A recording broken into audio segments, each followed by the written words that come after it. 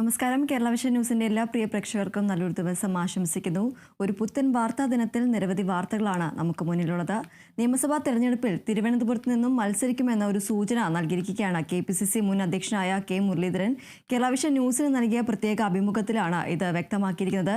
അതുപോലെ തന്നെ ഉടുമ്പൻചോലയിൽ MM മണി വീണ്ടും മത്സരിക്കുമെന്ന വിവരങ്ങളും പുറത്തു വരുന്നുണ്ട്. ശബരിമല സ്വർണ്ണ കവർച്ചാ കേസിൽ ദേവസ്വം ബോർഡ് മുൻ പ്രസിഡന്റ് A പത്മകുമാർ, സ്വർണ്ണ വ്യാപാരിയായ ഗോവർദ്ധനൻ എന്നിവരുടെ ജാമ്യാപേക്ഷകൾ ഇന്ന് ഹൈക്കോടതി പരിഗണിക്കും. അതുപോലെ ദേവസ്വം മുൻ അഡ്മിനിസ്ട്രേറ്റീവ് ഓഫീസറായ ശ്രീകുമാറിന്റെ ജാമ്യാപേക്ഷയിൽ ഇന്ന് കൊല്ലം വിജിലൻസ് കോടതി വാദം കേൾക്കും. തെരുവുനായ വിഷയവുമായി ബന്ധപ്പെട്ട ഹർജികളിൽ സുപ്രീം കോടതിയിൽ വാദം ഇന്നും തുടരും. തുടങ്ങി നിരവധി വാർത്തകളുണ്ട്. ആദ്യം നോക്കാം ടോപ്പ് ഹെഡ്ലൈൻസ്. നിയമസഭാ തെരഞ്ഞെടുപ്പിൽ തിരുവനന്തപുരത്ത് നിന്നും മത്സരിക്കുമെന്ന സൂചന നൽകി K മുരളീധരൻ. മത്സരിക്കാൻ താൻ ഇനി തൃശ്ശൂരിലേക്കില്ല. തൃശ്ശൂരേക്ക് ഞാനില്ല എന്ന് നേരത്തെ പറഞ്ഞിട്ടുണ്ട്. തൃശ്ശൂരേക്കില്ല എന്ന് ഞാൻ അന്ന് തന്നെ പറഞ്ഞാണ്. അതിലിപ്പോഴും മാറ്റമൊന്നുമില്ല. അധിക സീറ്റ് വേണമെന്ന മുസ്ലിം ലീഗിന്റെ ആവശ്യം അംഗീകരിക്കും. മുഖ്യമന്ത്രി ഹിതപരിശോധനയിലൂടെ ഹൈക്കമാൻഡ് തീരുമാനിക്കുമെന്നും മുരളീധരൻ കേരള വിഷൻ ന്യൂസിനോട്.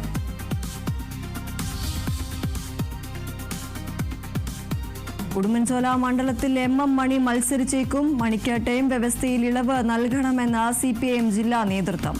മറ്റൊരാൾ മത്സരിച്ചാൽ തിരിച്ചടിയാകുമെന്ന വിലയിരുത്തൽ. ആവശ്യം സംസ്ഥാന നേതൃത്വത്തെ അറിയിക്കും.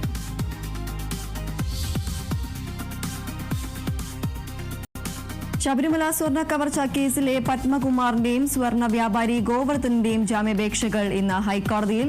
കവർച്ചയിൽ പങ്കില്ലെന്ന പ്രതികൾ. ജാമ്യാപേക്ഷയെ എതിർത്ത പ്രത്യേക അന്വേഷണ സംഘം. സ്വർണ്ണ കവർച്ചയിൽ ED അന്വേഷണത്തിന് അനുമതി നൽകി കേന്ദ്ര സർക്കാർ. ED കൊച്ചി യൂണിറ്റിന് അന്വേഷണ ചുമതല.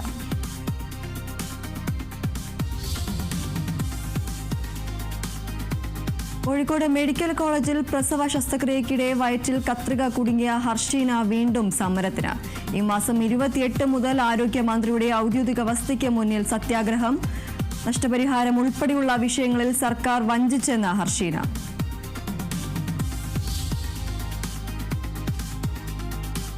തെരുവുനായ പ്രശ്നവുമായി ബന്ധപ്പെട്ട ഹർജികളിൽ സുപ്രീം കോടതിയിൽ ഇന്നും വാദം. കേന്ദ്ര സർക്കാരിന്റെയും മൃഗസ്നേഹികളുടെയും വാദം കേൾക്കും.